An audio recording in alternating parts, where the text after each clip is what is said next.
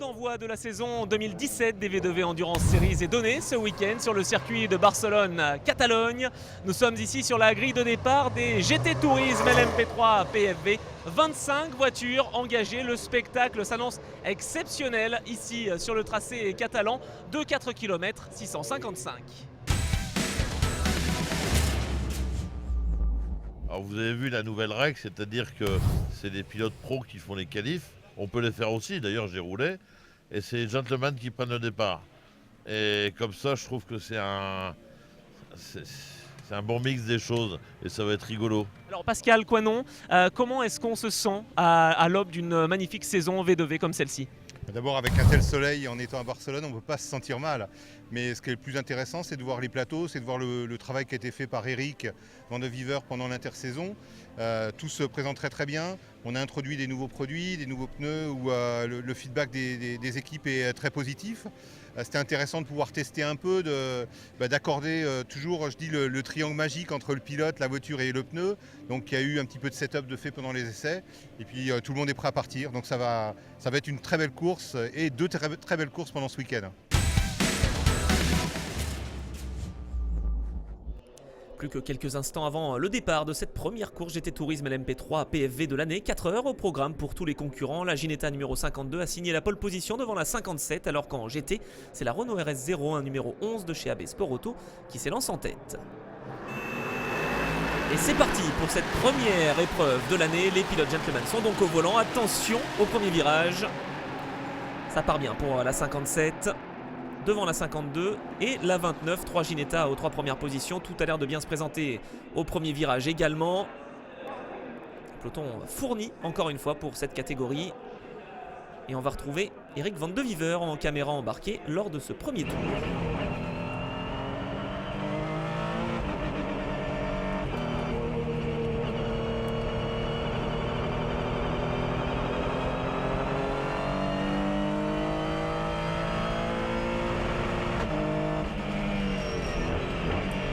À gauche de l'image, Thierry Cornac qui essaie de prendre l'extérieur au virage 4. Ouais, il va se raviser pour l'instant. La numéro 11 reste bien en tête du GT.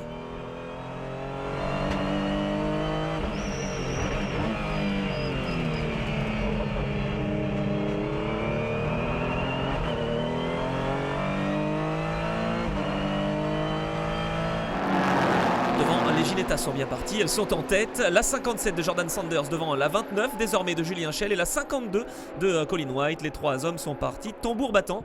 Cette course est longue, attention, il faut ménager sa monture et ses pneumatiques également. Les Ginetta G57 qui sont à la parade en ce début d'épreuve, si l'on peut dire. Et pour l'instant, c'est même le Pegasus Racing qui s'illustre. 2 voitures engagées par l'équipe de Julien Schell cette année. Et en P3 ça chauffe également, les Ligiers de chez Duquesne Engineering, les 8 et les 9, noirs et bleus, se battent face à la Graf numéro 39 et la Ligier des champions 2016 de l'Inter-Europol Compétition, la 33 pour le gain de la 8e position du général. En catégorie GT, c'est la Porsche numéro 76 qui s'est emparée de la première place. Et derrière lui, les 2 voitures du AB Sport Auto se battent. Sans oublier la Lamborghini d'HS Evans, la Ferrari du CMR Wii Sport Garage et les 2 Porsche GTV2. Van de Viver dans la Renault RS01, Tenez Kian dans la Lamborghini Huracan. Ils sont côte à côte dans la ligne droite. Attention également à la Norma M30, le nouveau modèle développé par les équipes de Norbert Santos. C'est passé pour Tenez Kian en virage 1. Retour en tête de course avec la 57 et la 29. Julien Schell est déjà revenu sur Jordan Sanders. Les 2 Ginetta de l'équipe Pegasus Racing sont en tête. Début de collaboration idéal entre le constructeur britannique et l'équipe alsacienne. 3e place dans cette course pour la 52 du Simpson Motorsport.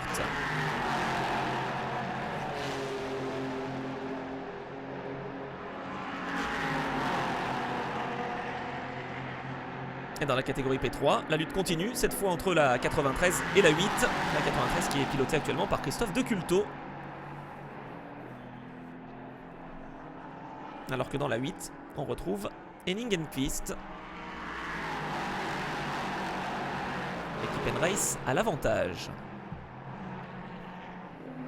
En GTV2, La Porsche numéro 56 devance la 65 de l'équipe Martinet by Almeras qui voit Pierre Martinet faire son retour en V2V après quelques mois d'absence. Duel fratricide entre les belles italiennes, les Lamborghini qui s'affrontent. Tenezekian garde l'avantage pour l'instant. On retrouve les P3, Gilles Duquesne dans la 9 face à Paul Schussner dans la 33. Gilles Duquesne, le directeur et le patron de cette équipe. Allez, il rentre au stand pour un de ses 6 passages handicap. Il va ressortir un petit peu plus loin. Allez, en tête, Julien Schell. Eh bien, il est passé devant l'Alsacien qui se fraye un chemin dans le trafic. Donnée importante dans les courses d'endurance V2V. Surtout dans cette catégorie GT. Attention avec la Lamborghini numéro 46 qui se bat face à la Lamborghini 89. Donc ce n'est pas facile, il faut laisser passer le leader, voilà.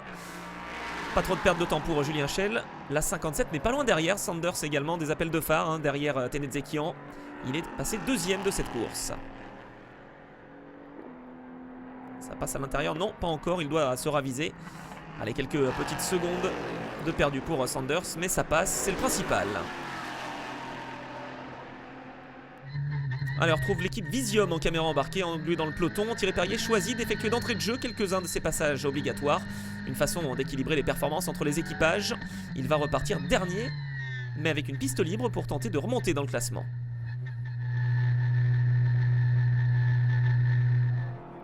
Colin White qui se défait de Henning Enqvist. Le Britannique ne veut pas laisser filer ses 2 adversaires PFV et doit aussi se constituer une marge sur son poursuivant direct François Perraudot sur la RS01 numéro 28 engagé en PFV. Le Français qui fait équipe avec Mathieu Vaxivière est 4e de ce classement au volant d'une Renault RS01 en configuration Trophy ce week-end. Ce n'est pas le kit GT3 qui a été installé sur la Renault. Ils ont des freins acier en revanche et pas des freins carbone, pour un petit peu réduire les performances. Et d'ailleurs il effectue un de ses 6 passages obligatoires par les stands. C'est reparti pour la Renault. Cette voiture numéro 28. La 29, toujours leader de la course et leader de la catégorie PFV.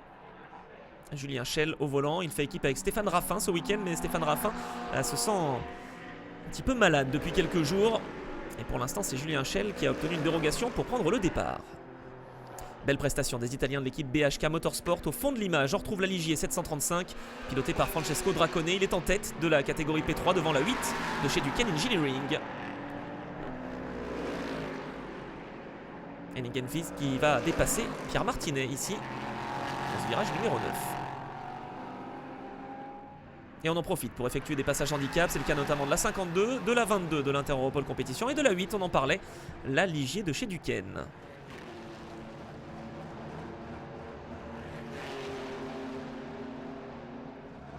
La Porsche 76 d'IMSA Performance, pilotée par Thierry Cornac, est souveraine dans cette épreuve. Un très très beau début de course pour Thierry Cornac, qui fait équipe avec Raymond Narac. Il montre les couleurs.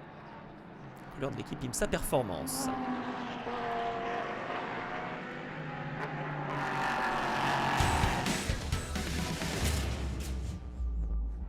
Après une demi-heure de course, Julien Schell est en tête devant Jordan Sanders, Francesco Dracone, Cyril Denis et Christophe Deculto. Ça chauffe entre la Renault 28 et la Ginetta 52, séparée d'1 seconde et demie seulement. 13e du classement général. La Porsche numéro 76 est elle leader de la catégorie GT. Leader devant la Ferrari Visium numéro 1 et les 2 Lamborghini Huracan, la 46 et la 89. En GTV2, la Porsche 56 est leader devant la 65.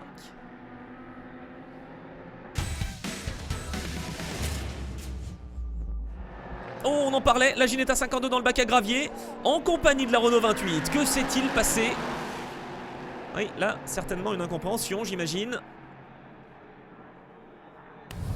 Alors, on voit au ralenti François Perraudot à droite de l'image et à gauche de la piste. Colin White tente l'intérieur dans une courbe très rapide.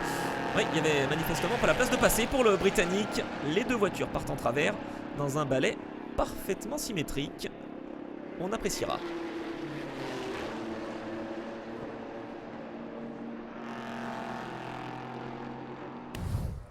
Bon, c'est reparti pour la 52 après cet incident. Beaucoup de gravier en revanche laissé par la Ginetta. Il faudra être prudent dans le virage numéro 9.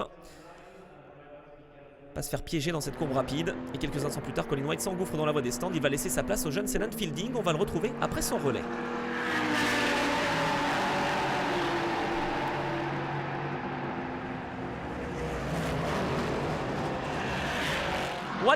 Que s'est-il passé avec François Perraudot tout à l'heure? Une incompréhension entre vous? Je revenais sur la Renault en voyant qu'il ne me laissait pas passer et il me bloquait, je lui ai fait des appels de phare. J'ai ensuite effectué un de mes drive-through obligatoires. Mais le tour suivant, il a décidé de faire la même chose. Et il s'est retrouvé une nouvelle fois devant moi à sa sortie des stands.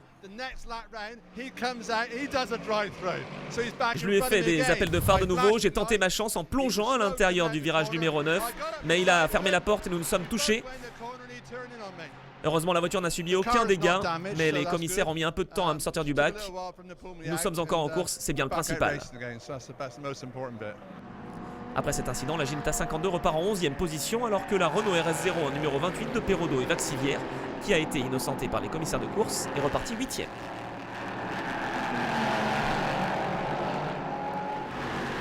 Nous sommes toujours à Barcelone pour la première manche des V2V Endurance Series 2017. La course GT Tourisme LMP3 PFV continue de battre son plein dans toutes les catégories entre les différentes voitures engagées. On ne se fait pas de cadeau. Le leader du P3, la 735, fait le forcing dans le trafic.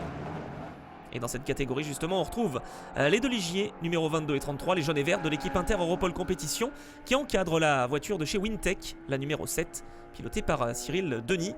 Deuxième en course dans cette catégorie P3 pour la formation Rodolphe Bernard. Il engage ce week-end Julien Neveu, Édouard Herry et Cyril Denis. Les trois voitures, la 22, la 33 et la 7, se battent pour une place dans le top 5 du général.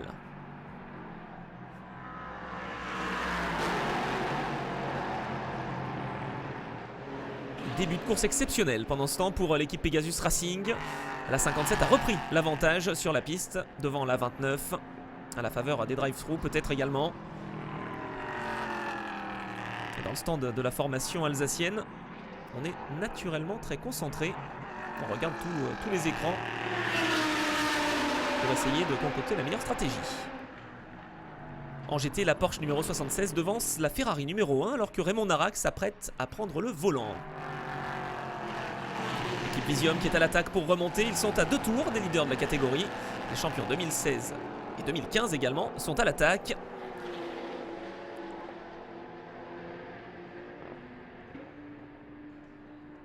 Thierry Cornac, toujours au volant de cette Porsche numéro 76, devance la Ferrari.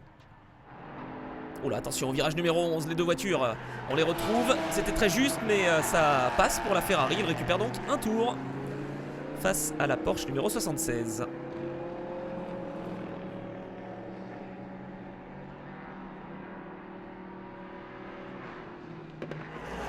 En LMP3, la Ligier numéro 9, désormais aux mains de David Drou, a repris l'avantage à la mi-course. Il devance la Graf numéro 39 de Franck Gauvin, Rémi Duguffroy, Éric Trouillet. Cette voiture numéro 39 donc, engagée par l'équipe de Pascal Roturier, qui devance la 93, une autre Ligier du trio de chez N-Race, Perrois, de Culto, Fontaine.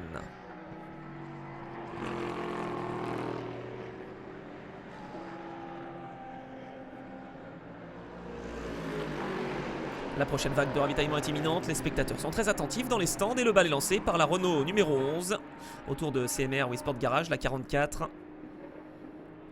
Mais également le Pegasus Racing, les leaders de la course, la 57 qui s'arrête. On s'arrête aussi chez Visium. C'est Jean-Paul Pagny qui prend le volant. Attention, que se passe-t-il pour l'équipe Inter Europol Compétition?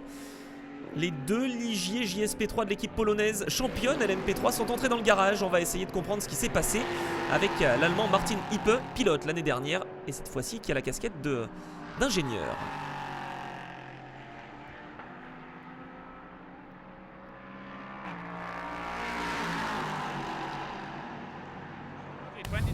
La 22 et la 33 fonctionnaient très bien jusqu'à ce que nous ayons des problèmes de transmission sur les deux voitures. Nous allons essayer de réparer afin de repartir. L'an dernier, vous étiez au volant de la voiture numéro 13. Cette année, vous avez changé de numéro et vous avez des soucis. Que se passe-t-il? Eh oui, peut-être que le 13 était notre porte-bonheur. Beaucoup de gens ne l'aiment pas, nous l'adorons, et peut-être que nous avons été chanceux l'an dernier. C'est la première course de l'année, nous verrons bien comment cela va évoluer. Retour en piste avec la numéro 29 qui est retombée au 5e rang après le relais de Stéphane Raffin. Le Français, malade depuis le début de la semaine, va laisser sa place de nouveau à Julien Schell qui va devoir rouler durant la majeure partie de cette épreuve.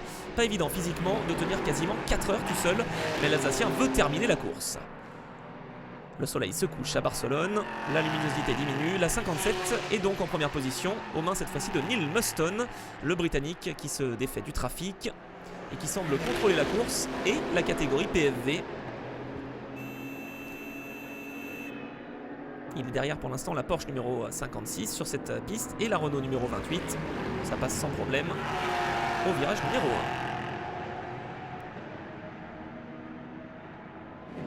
Et après sa sortie du début de course, la Ginetta 52 remonte. Elle est encore loin de la 57, mais se trouve en 3e position de la catégorie PFV. En GT, pas de souci pour la 76. Cavalier seul, tantôt avec Thierry Cornac, tantôt avec Raymond Narac au volant. Une course solide. Et même constat en P3, la 9 est en tête pour le compte du Ducati Engineering devant la 39.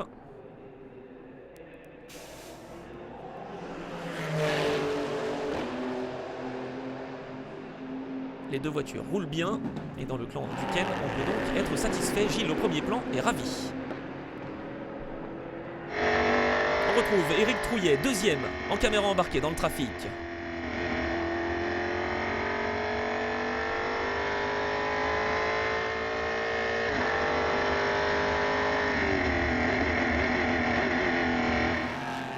Troisième place en P3 pour la Ligier 93. Jordan Perrois est à l'attaque, il veut revenir sur ses adversaires.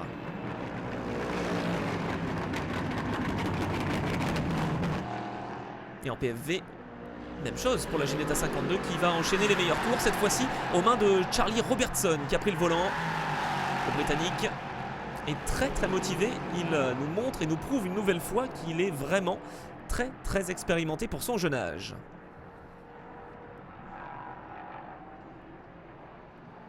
On retrouve les GT, la Porsche IMSA Performance de Franck Rava. La 76 contrôle parfaitement la situation. Narac maintient son avance sur Jean-Bernard Bouvet et la Ferrari numéro 1.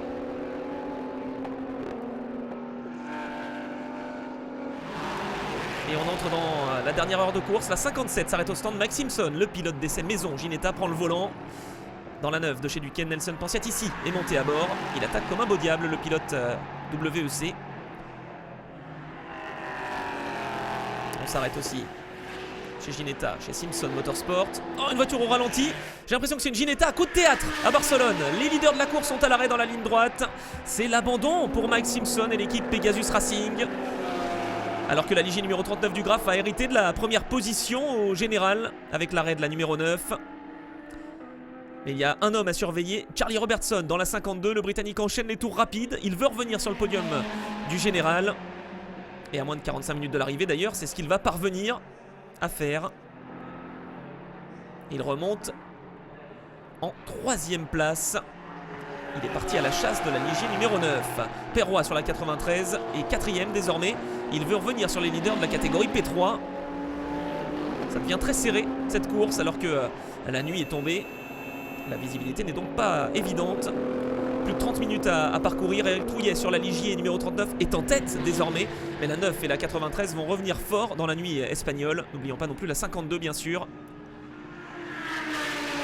Il faut essayer d'être le plus rapide possible, mais bien sûr avec une visibilité réduite, ce n'est pas évident pour des pilotes qui sont peut-être un petit peu moins expérimentés. Quoique Éric Trouillet maintenant commence à avoir l'habitude de ce championnat V2V.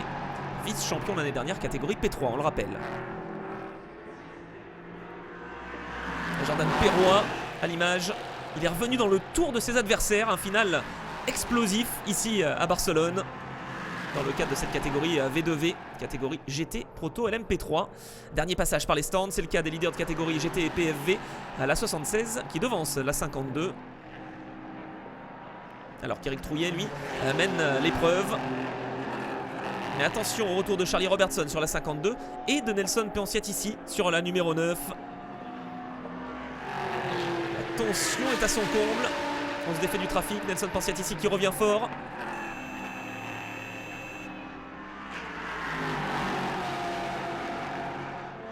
Ouh là là, c'est stressant. Toute l'équipe Graph est concentrée sur le muret des stands avec Rémi Duguffroy au premier plan. On soutient Éric Trouillet. Allez, enfin un point sur le classement en général. Trouillet en tête devant Robertson, Pensiat-Ici et Perrois. Les 4 voitures de tête sont séparées de 12 secondes et demie seulement.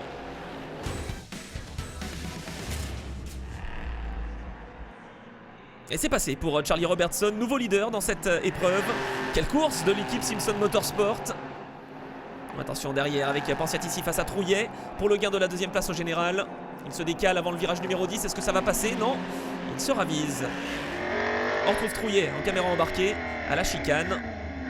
Oh, il se rate un petit peu. Non, il laisse passer Pensiat ici. Pensiat ici s'empare de la deuxième position du général et de la tête en catégorie P3. Robertson face à Pensiat ici désormais. C'est la bataille pour la première place. Alors que Perrois est revenu dans les échappements de la Ligier du Graphe. Oh là là, quel retour exceptionnel de Perrois. Et un tour plus tard, ça passe au même endroit pour Perrois. Une fin de course exceptionnelle ici à Barcelone. Sedan Fielding et toute l'équipe Ginetta est tournée vers ses écrans. Si la 52 réussit à s'imposer après sa sortie de route, je crois qu'on pourra se souvenir de cette course. Dernier virage pour Charlie Robertson. Il va se diriger vers la victoire. Il a perdu la tête de course, puis ensuite il l'a retrouvé en dépassant Nelson Pensiat ici. Il a également réussi à se défaire d'Éric Trouillet. Le trio britannique, Fielding, White et Robertson, qui va certainement s'imposer donc. Dernier virage ici à Barcelone. Il remporte cette première manche V2V Endurance Series de l'année. Et voilà, c'est fait, le drapeau à damier qui est agité. L'équipe Ginetta est aux anges. Et Colin White également au premier plan. Il n'en revient pas, lui qui était dans le baquet gravier il y a encore quelques minutes. C'est la joie pour toute l'équipe. Charlie Robertson va venir garer sa voiture. Il est félicité par toute son équipe. Nous savons que nous avons une bonne stratégie et que ce serait serré jusqu'à la dernière heure de course. Quand j'ai pris le volant, je savais que je devais attaquer, mais ensuite Nathan, notre ingénieur, m'a dit à la radio que je devais économiser du carburant. Donc c'est ce que j'ai fait pendant 45 minutes environ. La Ligier numéro 9 a fini par nous rattraper et nous dépasser. J'ai donc regardé ma consommation d'essence et j'ai vu que je pouvais attaquer jusqu'au bout. J'ai tout donné et je suis repassé leader. J'ai ensuite déroulé jusqu'à la ligne d'arrivée. En GT, la victoire revient à l'équipe IMSA Performance, deuxième succès consécutif après Estoril l'an dernier. C'est lui qui gagne la course. Non, belle course, bon relais au départ et après Raymond fait le forcing et voilà. Très content de débuter la saison comme ça pour toute l'équipe. Victoire au général et en PFV pour la Ginetta numéro 52 devant la Ligier numéro 9, vainqueur en P3. En GTV1, la Porsche 76 s'impose alors qu'en GTV2, c'est la 56 qui l'emporte. Les différents podiums de cette manche d'ouverture de la saison 2017 de V2V après une course époustouflante. Les pilotes ont bien mérité leur champagne.